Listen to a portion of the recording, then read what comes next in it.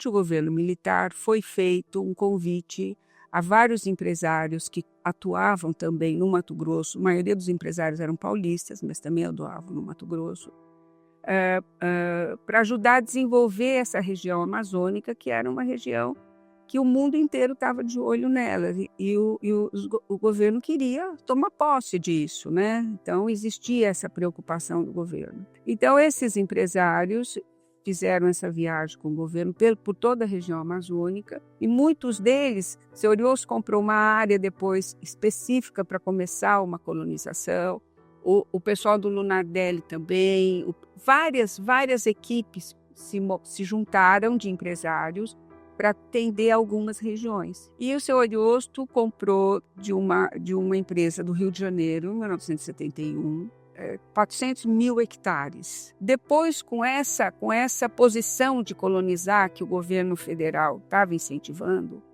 o governo de Mato Grosso fez uma licitação com os preços melhores, mais baratos, mas com o compromisso de colonizar. Aí seu Ariosto ficou com mais 400 mil hectares. Então, essa nossa região aqui tinha 800 mil hectares para fazer uma colonização. E ele começou fazendo a estrada. Bom, ele fez um projeto enorme, com muita gente ajudando. Tinha o pessoal do Rio de Janeiro que fez toda a parte de planejamento e de estudo dessa implantação. Eles começaram a estrada e quem nos ajudou foi o Coronel Meirelles, de Cuiabá, que era do 9º Batalhão, do 9º BEC, né?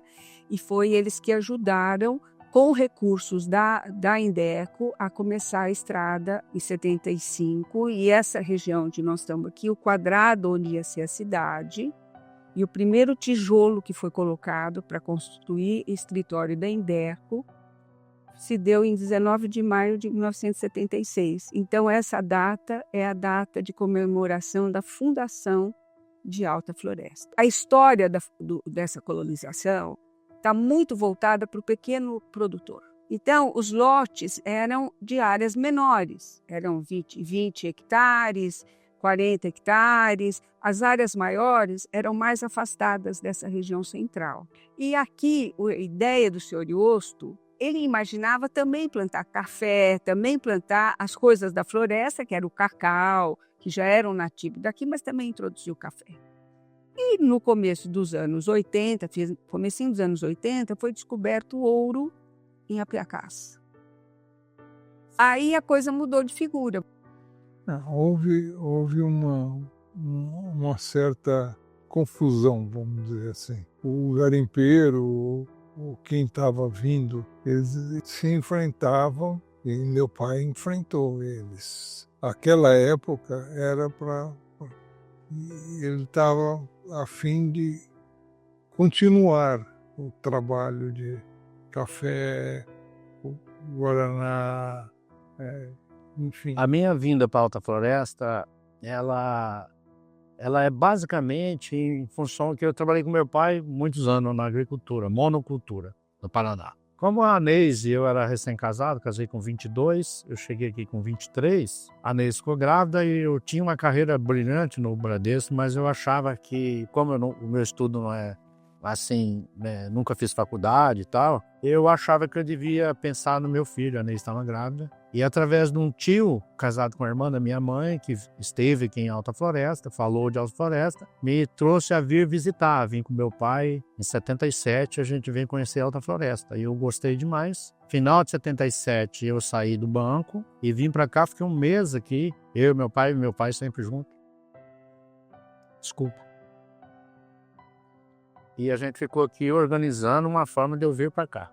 E a gente montou aqui um armazém de secos e molhados, seria um mercadinho com balcão. Então tudo era difícil, né? Não tinha telefone, a comunicação era via rádio da Indeco, né? Que foi a colonizadora, o senhor Ariosto da Riva. E a gente falava com um telefone em Cuiabá, no escritório da Indeco, e lá eles passavam o recado para o Paraná. Às vezes as pessoas até nem acreditam, mas a floresta tinha um brilho e tem até hoje para mim. Que me trouxe para cá, entendeu? E eu acho que a grande maioria via alguma coisa também, né? Porque era uma cidade jovem, começando no meio da floresta, porque era no meio da floresta, Alta Floresta, né? Você vinha pela BR-163, você tinha Sinop começando, basicamente Sinop, Sorriso tinha um posto, uma lanchonete, Mutum tinha um postinho, Jangada era uma cidadezinha pequena, que é a primeira de lá para cá, né? Então tudo era muito difícil. Da BR-163, que você entra na 208, são 148 quilômetros, tinha que atravessar o Rio Telespires, era de balsa, era tudo mato.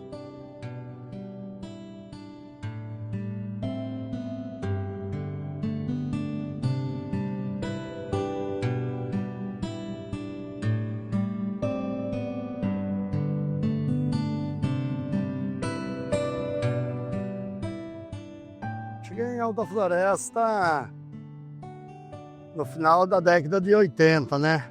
E que hoje a gente está no auge, né? Do valor do minério, R$700 o grama de ouro, né? Então eu digo que a corrida ao ouro é agora. E da maneira legal, da maneira certa, da maneira correta para se trabalhar. Que muitos garimpeiros ganharam dinheiro no passado, mas poucos aproveitaram. E eu acho que, de certa forma, eu tenho aproveitado bem, eu tenho incentivado bastante pessoas a aproveitarem essa situação. Então, a imagem do garimpeiro hoje, ela mudou muito. Por quê? Porque hoje você vê, chega na rua, você vê aquilo que nem eu te falei, você vê um garimpeiro formando um filho na faculdade, você vê um garimpeiro montando um novo empreendimento ali para a família dele. E ele está lá, ele vai lá, monta um mercadinho de bairro, monta uma lanchonete, monta uma lojinha para a filha, para a esposa cuidar, e ele está aqui dentro do garimpo trabalhando. Isso aqui é uma balsa de garimpo. E esse é um do desenvolvimento, que é uma das dragas. Antigamente tinha as escareantes, hoje a gente tem os chupão, né? E as balsas de garimpo, de mergulho, onde nós desenvolvemos uma atividade de garimpo em mais de 300 quilômetros de rio hoje aqui na nossa região. A balsa hoje ela custa em torno de R$200 mil, né? A draga já chega a um preço bem a mais, né? R$1 milhão, 2 milhões, depende muito do investimento, né? Naquele tempo a moeda corrente era o ouro, né? Então tinha já as empresas de compra de ouro, mas muitas vezes o garimpeiro, o comerciante pagava a gente com o ouro mesmo. Então, eu cheguei aqui em Alta Floresta, né? Na década de 80, eu tirei meu brevet no Paraná e comecei meus trabalhos aqui profissionalmente em 86.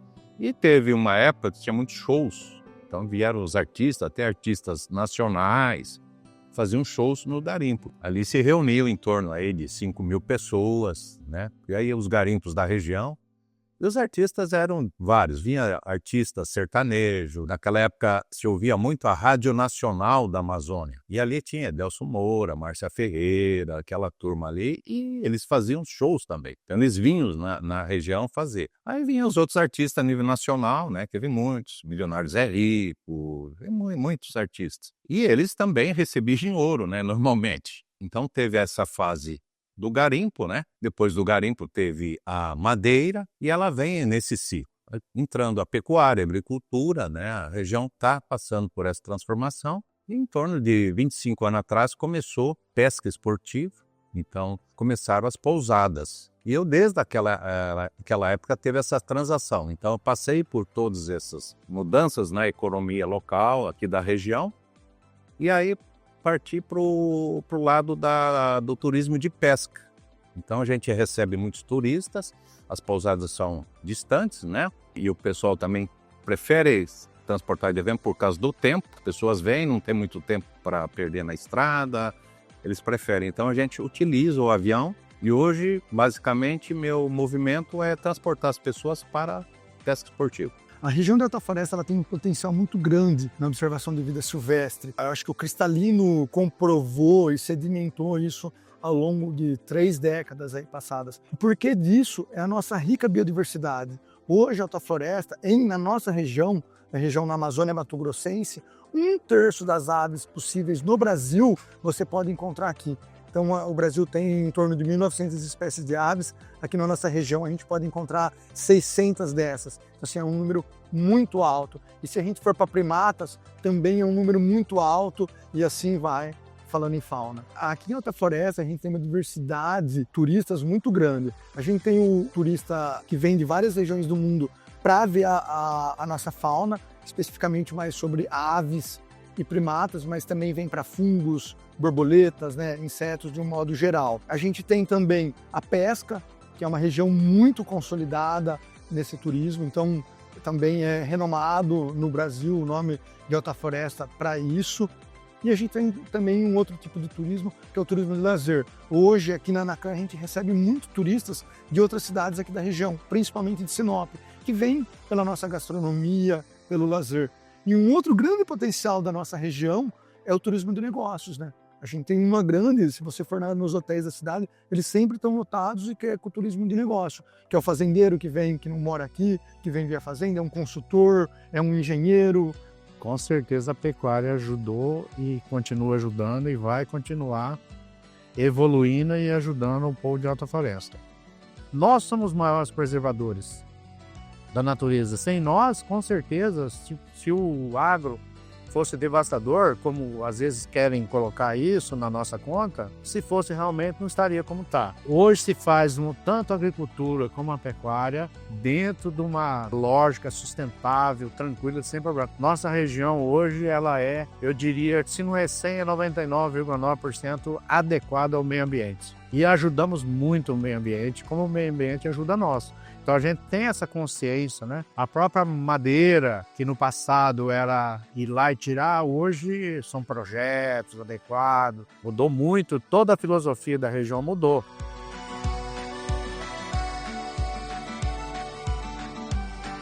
Então a gente chegou em Alta Floresta com uma visão de que a gente precisava trabalhar com governos, setores pecuária, madeireiros, agricultura familiar, visando boas práticas que minimizassem o uso do fogo. Então tudo começa um pouco nessa história. Acho que o maior desafio de você trabalhar numa época de ocupação de uma região é porque existia uma visão, um senso comum de que a região era extremamente rica em recursos naturais, isso existia em abundância e não existia motivo para a gente pensar numa visão de conservação.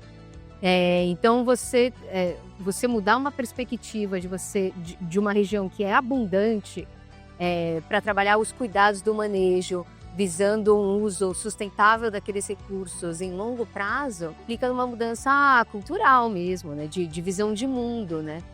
De visão de desenvolvimento mesmo. Então eu acho que é importante, tanto sociedade civil como governos, ainda trabalhar um processo de mostrar que a mudança do clima ela afeta todas as pessoas que estão no núcleo urbano, as pessoas que não estão, né? Todo mundo vai ser afetado por isso e é uma mudança cultural de todos nós, né? Trabalhar para que a gente possa minimizar, de certa forma, os impactos.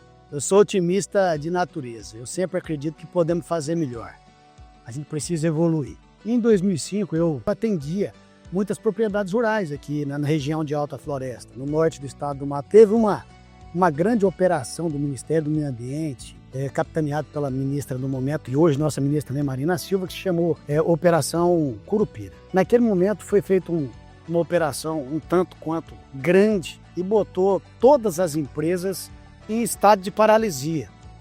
Os licenciamentos ambientais se travaram e as empresas não tinham mais acesso às toras, a matéria-prima para poder rodar as indústrias. E o setor de base florestal daquele momento, o setor florestal de 20 anos atrás, era muito mais pujante, muito mais forte do que o que é hoje. O Brasil resolveu virar a chave e não combinou com ninguém, né? Chegou e achou que pela força da justiça e tal, isso pudesse acontecer. Enfim, colocaram o estado de Mato Grosso, em especial as regiões produtoras de madeira, que naquele momento ela era a segunda economia do estado, em estado de paralisia, demissões em massa, falência de empresas.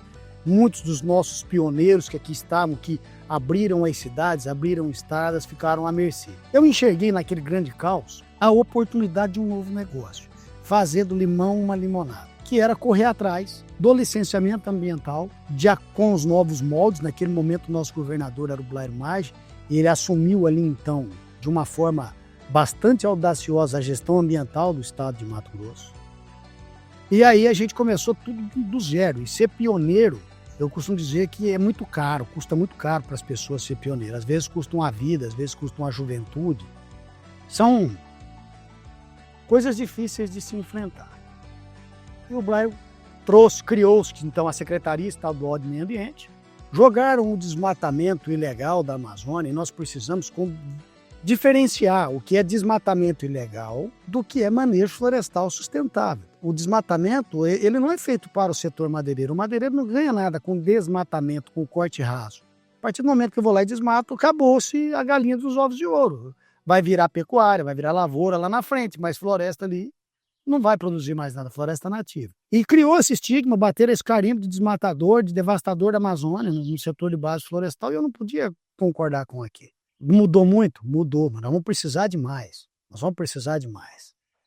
O Mato Grosso hoje já passou de 4 milhões de hectares de florestas manejadas. Mas elas sozinhas, elas não são capazes de manter a pujança do setor florestal. Nós precisamos hoje rever Mato Grosso. Mato Grosso tem muitas unidades de conservação que estão aí em disputas judiciais, sem ser usadas, às vezes até alvo de ilícitos.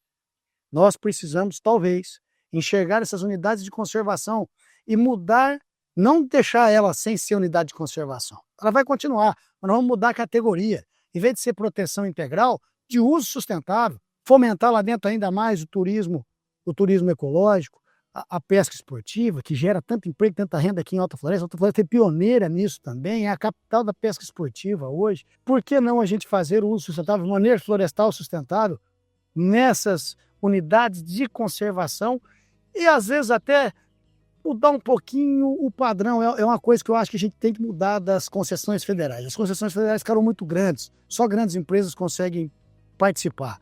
E eu acho que nós temos que inserir o pequeno e o médio. Nós não vamos conseguir ter prosperidade se eu não inserir o pequeno e o médio. Os tios do meu pai em Chapecó, lá no interior de Santa Catarina, eles tratavam os peixes, na minha época que eu era criança, com formiga. Eu investi a primeira vez na piscicultura por motivo da formiga. Aqui tem muita formiga saúva. Então, como que aqui tinha muita formiga, eu também queria produzir peixe aqui com formiga. As primeira fêmea e 2 machos que veio para mim de fora, que trouxeram lá de São Paulo, veio 3 carpa-gói. Eu comecei com 3 carpa-gói. Foi o primeiro peixe, foi em 80 que eu comecei. Foi um pessoal que trouxe lá para mim, a pedido do senhor Ariosto, que me trouxe isso. Porque a piscicultura, ela precisa de 3 coisas, né? Ambiente, segurança e alimentação.